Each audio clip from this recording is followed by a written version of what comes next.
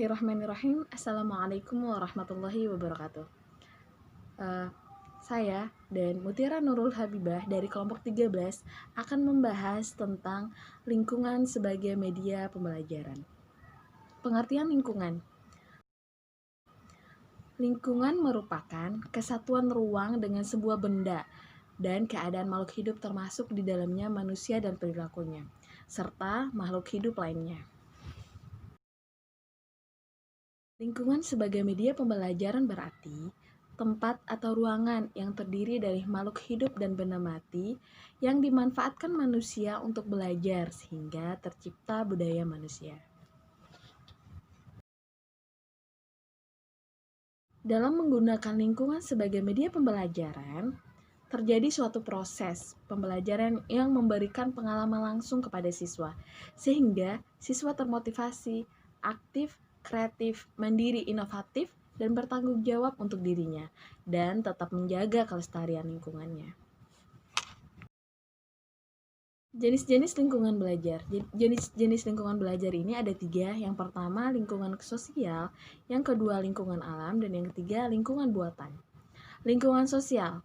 Lingkungan sosial sebagai sumber belajar berkenaan dengan interaksi manusia dengan kehidupan bermasyarakat, seperti organisasi sosial, adat dan kebiasaan, mata pencaharian, kebudayaan, kependudukan, pendidikan, struktur pemerintahan, agama, dan sistem nilai. Lingkungan sosial ini biasanya digunakan untuk mempelajari ilmu sosial dan kemanusiaan. Yang kedua, lingkungan alam.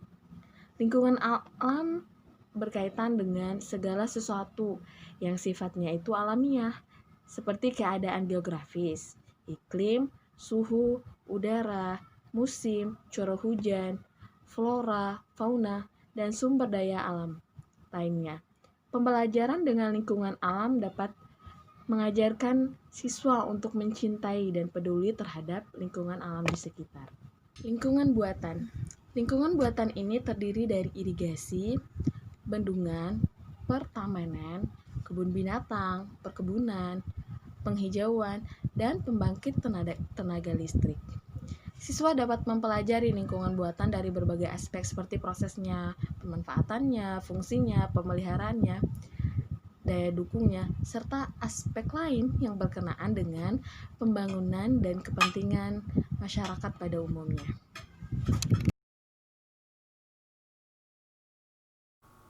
Selanjutnya, teknik menggunakan lingkungan sebagai media pembelajaran. Teknik yang pertama yaitu survei. Dalam melaksanakan survei, siswa mengunjungi lingkungan seperti masyarakat setempat untuk mempelajari dan mengamati proses sosial, budaya, ekonomi, kependudukan, dan lain-lain. Kegiatan ini dilakukan siswa melalui observasi, wawancara dengan narasumber, mempelajari data atau dokumen yang ada, dan lain-lain. Kemudian teknik yang kedua yaitu camping atau berkemah.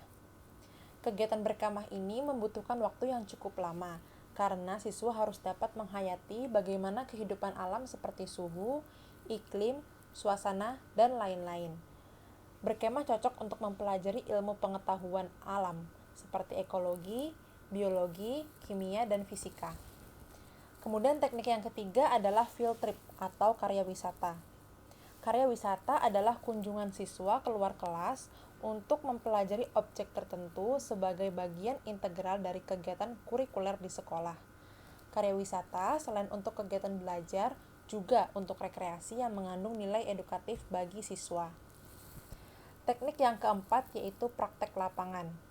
Praktek lapangan ini dilaksanakan oleh para siswa untuk memperoleh keterampilan dan kecakapan khusus. Misalnya, mahasiswa tarbiyah dan keguruan diterjunkan ke sekolah SMP untuk melatih kemampuan sebagai guru di sekolah.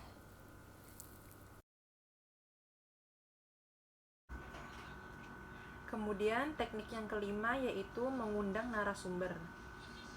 Teknik ini dilakukan dengan cara mengundang tokoh masyarakat ke sekolah untuk memberikan penjelasan mengenai keahliannya di hadapan para siswa. Narasumber yang diundang hendaknya relevan dengan kebutuhan belajar siswa, sehingga apa yang diberikan oleh narasumber dapat memperkaya materi yang diberikan guru di sekolah. Dan yang terakhir, teknik yang keenam yaitu pelayanan dan pengabdian pada masyarakat. Teknik ini dapat dilakukan apabila sekolah, yaitu guru dan siswa secara bersama-sama melakukan kegiatan memberikan bantuan kepada masyarakat seperti pelayanan, penyuluhan, partisipasi dalam kegiatan masyarakat, dan kegiatan lain yang diperlukan. Bagi siswa, teknik ini bermanfaat untuk penerapan kecakapan dan keterampilan belajarnya dalam bidang tertentu. Sedangkan bagi masyarakat, teknik ini bermanfaat untuk memperbaiki keadaan yang seharusnya menjadi garapan masyarakat itu sendiri. Selanjutnya yaitu langkah dan prosedur penggunaan lingkungan sebagai media pembelajaran. Nah, di sini terdapat 3 langkah dan prosedur dalam penggunaan lingkungan sebagai media pembelajaran. Langkah yang pertama yaitu langkah persiapan, yang kedua yaitu langkah pelaksanaan, dan yang ketiga yaitu tindak lanjut. Dalam langkah persiapan terdapat 5 poin yang harus diperhatikan. Poin yang pertama yaitu menentukan tujuan belajar yang berhubungan dengan pembahasan bidang studi tertentu. Poin yang kedua, menentukan objek yang harus dipelajari dan dikunjungi. Poin yang ketiga yaitu menentukan cara belajar siswa pada saat kunjungan dilakukan. Poin yang keempat yaitu guru dan siswa mempersiapkan perizinan yang diperlukan. Dan poin yang kelima yaitu persiapan teknis yang diperlukan untuk kegiatan belajar. Persiapan ini dibuat guru dan siswa pada waktu belajar bidang studi yang bersangkutan atau dalam program akhir semester. Langkah yang kedua yaitu langkah pelaksanaan.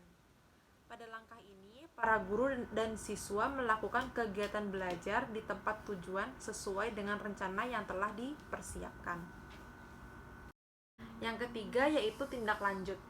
Tindak lanjut dari kegiatan pembelajaran ini dilakukan dengan melaksanakan kegiatan belajar di kelas untuk membahas dan mendiskusikan hasil belajar dari lingkungan belajar. Setiap siswa diminta untuk melaporkan hasil pengamatan mereka untuk dibahas bersama. Selain itu, guru juga dapat meminta para siswa untuk menyampaikan kesan-kesannya dari kegiatan belajar tersebut. Di lain pihak, guru juga memberikan penilaian terhadap kegiatan belajar siswa dan hasil yang telah dicapainya. Tugas selanjutnya dari kegiatan belajar tersebut dapat diberikan sebagai pekerjaan rumah, misalnya menyusun laporan yang lebih lengkap dan ilmiah.